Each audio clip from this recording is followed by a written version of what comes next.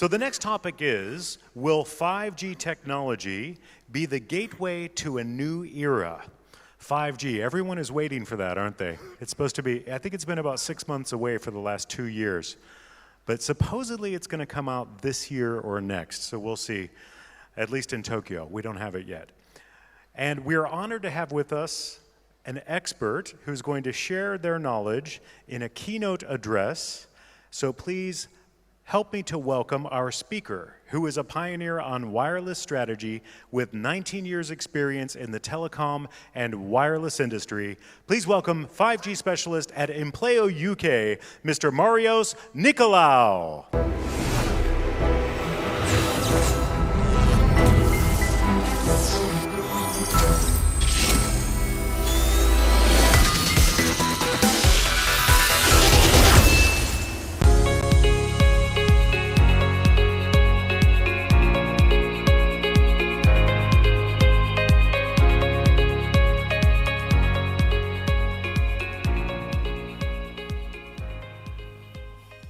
Hello, everybody. My name is Marios Nicolaou, and I am a senior consultant focusing on 5G and the digital transformation that this is going to bring to us.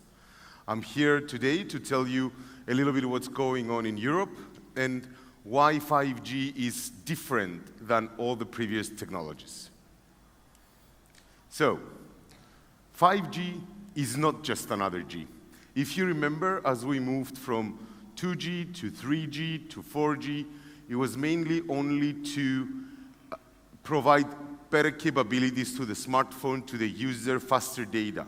However, now it's time to enable a connectivity for the new big range of new machines that require connectivity, like the cars, the robots, the AR, VR systems, the drones, and all these kind of devices.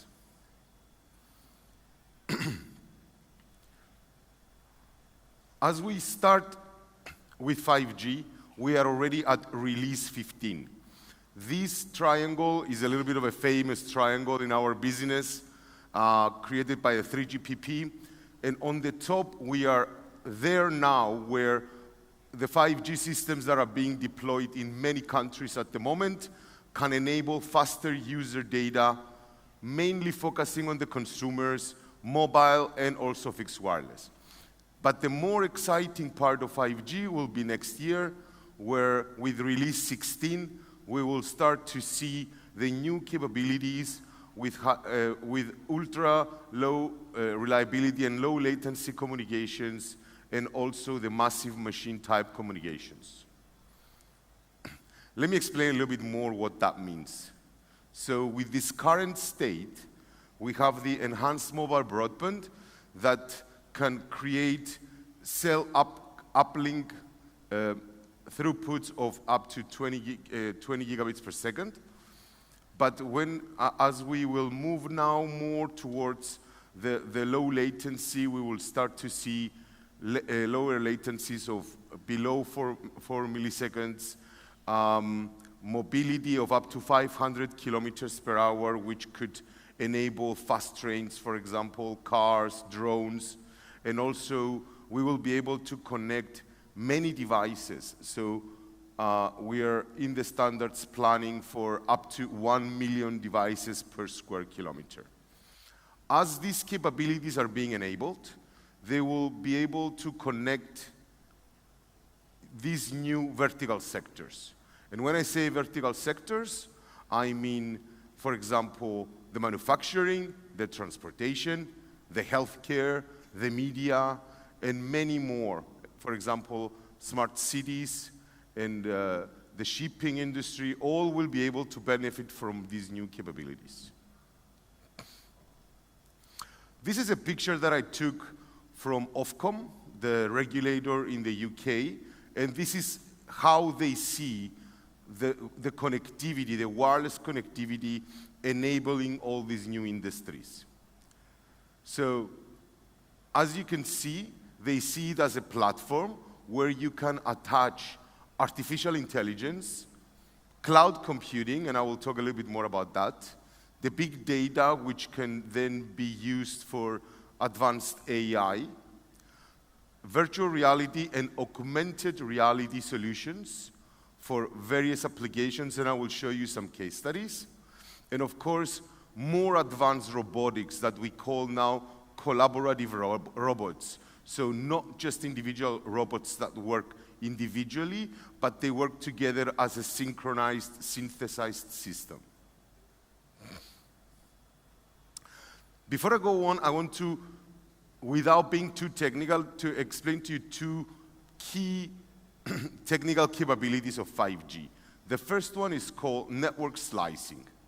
And this is going to be very, very useful because with 5G, for example, if one industry or one company wants to enable a network slice where you could have, for example, a manufacturing factory where you need many sensors connected with very high reliability, then this could be a network slice. But another vertical or customer may want, for example, a healthcare provider may want a very high bandwidth and a very low latency network slice for their ambulances, for example. And that becomes a different network slice. And 5G will be able to have this ability to dynamically orchestrate and provision network slicing.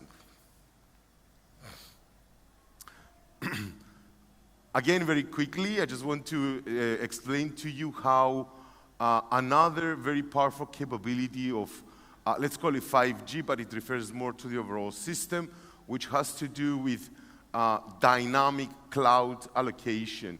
So they call it fog cloud. So for example, if in a factory you produce a lot of data, you don't want to send all this data to the big cloud because that will be expensive. So this system will be able to dynamically allocate edge cloud and allow you to do more localized computing so you can only send to the big cloud what you think is very important. Looking at this slide now, I created it just to a little bit distinguish between what we call the Industry 4.0, which is the new industrial revolution. In England, they call it smart manufacturing. In Germany, they call it Industry 4.0. But essentially, it's a system that uses many technological new enablers. For example, extreme sensorization, putting many, many sensors everywhere to calculate temperature, viscosity, and many other vibrations, for example. The digital twin, which is a digital representation of a physical system. Local or system AI, and I think that artificial intelligence is the key to winning this game. Cobotics, which is collaborative robotics. And this is what I described before as systems of robots working together. The fog computing capability that I mentioned before. Big data, AR, VR, real-time control, advanced dynamics, and dynamic network function virtualization. So all these things are what we call the Industry 4.0 enablers. And then as we move to 5G, this is now assisting the Industry 4.0 with the high throughput, the edge cloud, the low latency, better coverage, better user speed, and better security. From studies that we do in Europe, we start to understand that for the extreme needs of the vertical sectors, none of the other wireless technologies will be good enough. So 4G, LoRa, Wi-Fi, Bluetooth, all these have kind of issues with them that will be solved with 5G. And just to give you real examples of what people who are implementing these, they are seeing. One CEO told us that by moving from scheduled maintenance to predictive maintenance, they save 80% of their cost. removing humans from hazardous and dangerous environments could save 30% of labor costs, for example. System AI can save you 20% in energy consumption, and on and on. All these use cases are real. They're being implemented in Europe in real factories, and the people are starting to see the benefits. Let's go to a real study that was done recently in Europe, where we first checked where are we with the deployment of Industry 4.0. The answer was that we are still at the beginning. Most of the companies that we checked, they started, but there is no way back. This journey has started and it will happen.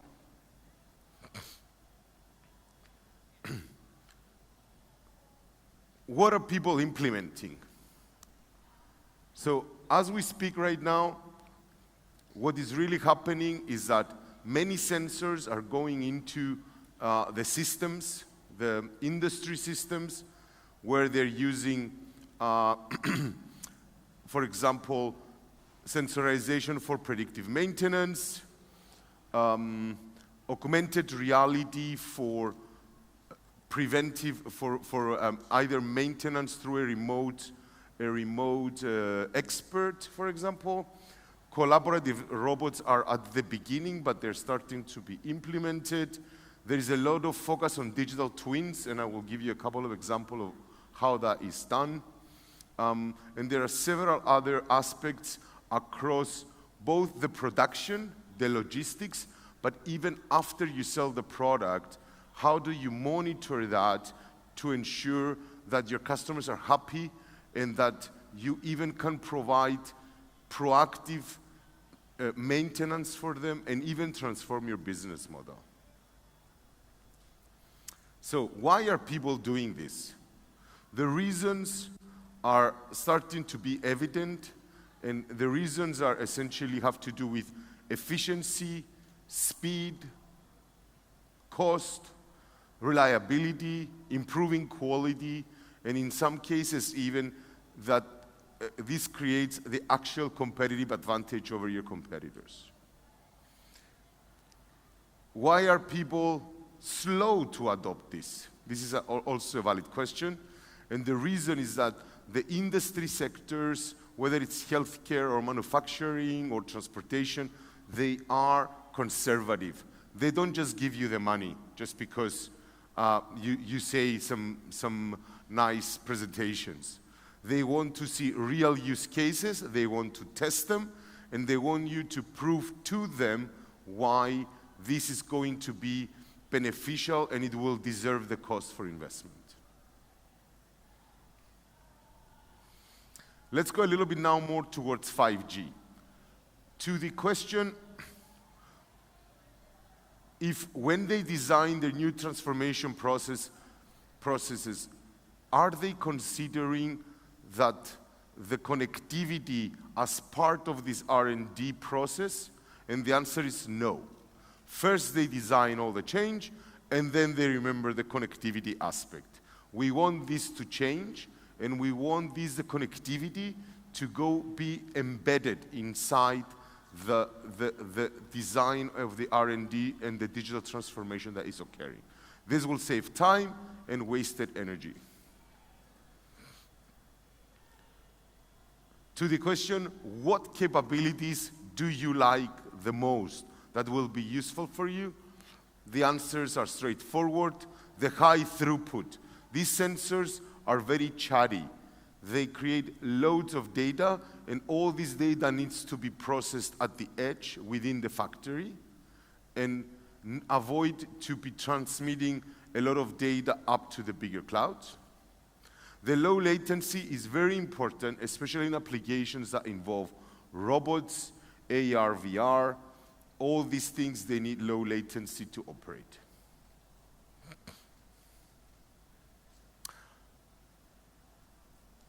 "5G is not going to be fully deployed in the traditional way. In Europe, there is loads of talk and some actions from the regulators that, for example, the manufacturers may deploy things within a private network, or that the network operator would collaborate with systems integrators because you need a lot of integration to be able to deploy these systems. What can be done to accelerate the adoption of 5G? And the answer is, first of all, we need to prove the business case of the cost versus the benefits that it will bring. Then we need to do real-time demonstration of these benefits, and for this reason, in the UK, in Germany, in many countries, they are now implementing test beds and sandboxes where the government is involved, the industry is involved, the operators, the regulator, and they all work together to explore the benefits of such technologies. Let me tell you a little bit now about this interesting new concept, which is the X as a service. 5G is already starting to enable a new transformation even of the business model. So people that before used to just sell a machine or the engine of an aeroplane, for example, now they transform this and they sell machine as a service. So instead of you paying once for a machine, you just transform to a monthly fee. Or robot as a service, or factory as a service. Even the availability of a system can be sold as a service versus the traditional model, which has to do with a high upfront CapEx investment. There are many different business models, new business models being explored, and this is a starting revolution even to the way that we sell things and that we monitor them in the future. I'll now give you a few examples of how 5G is being used already or will be planned to be used in the near future. This is the case study of Ocado in the UK.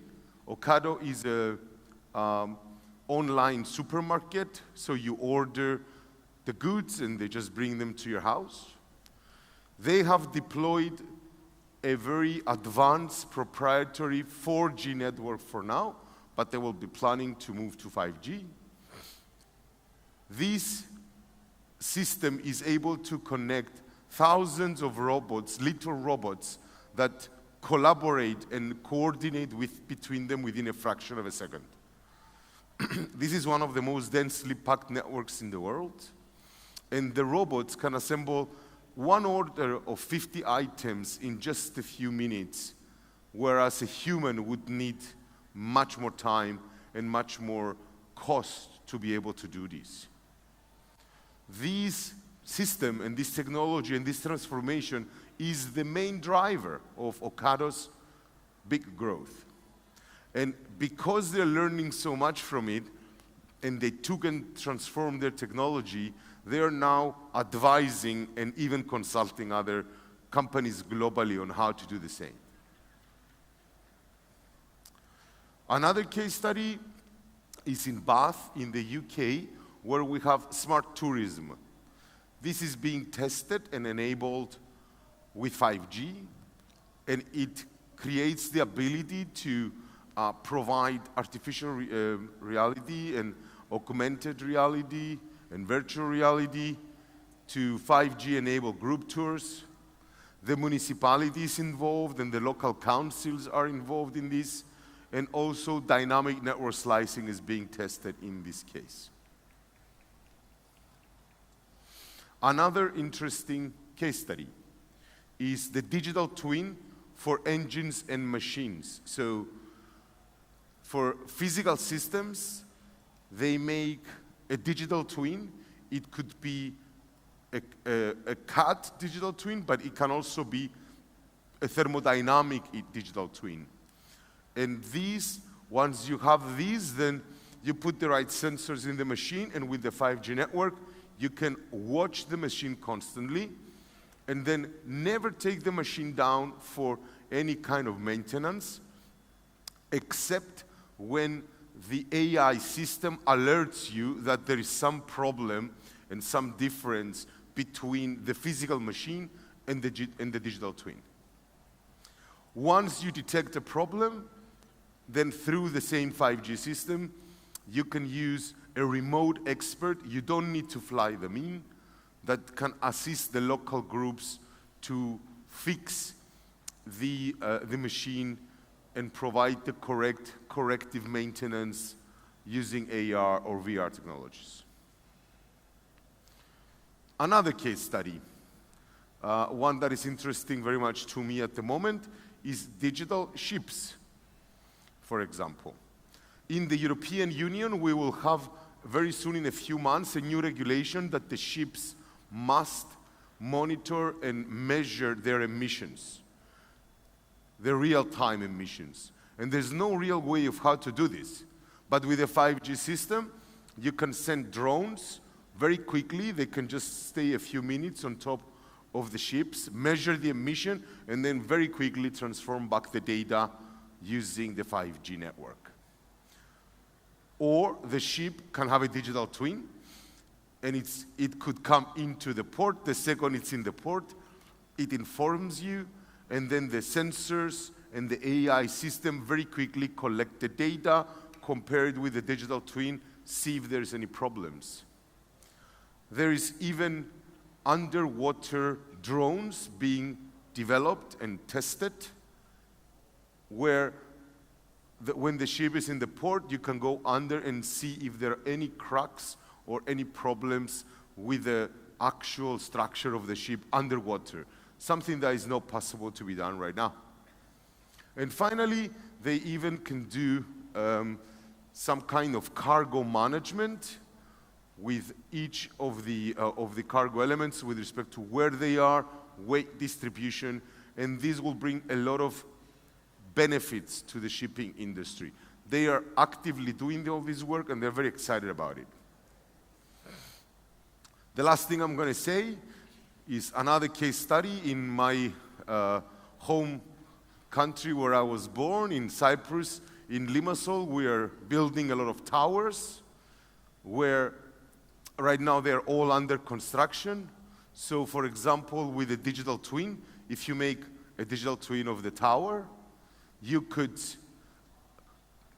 send it to the prospective buyer or to the buyer, and they can even live in their apartment before it's completed. So that could be fun, but it's also useful, because before they order their kitchen or their furniture or whatever they would like to install, they could ask you to put it within the digital twin. Then they would live in it using AR, VR, and then they would say if they like it or not, and that could be able to change before you even install it. This is also very useful when you hand over from the seller to the buyer, to be able to compare the digital twin with the actual building. And finally, when the building is transferred to the maintenance company that will provide the long-term maintenance, then this technology can be used and the sensors installed for the ongoing maintenance of the building. I think I'm out of time, but I really thank you for your attention. It was a pleasure to present to you. Please write my contact details. I will be all afternoon here around the hotel. If you want to send me a WhatsApp, if you like to talk about any of these technologies in more detail. Thank you very much.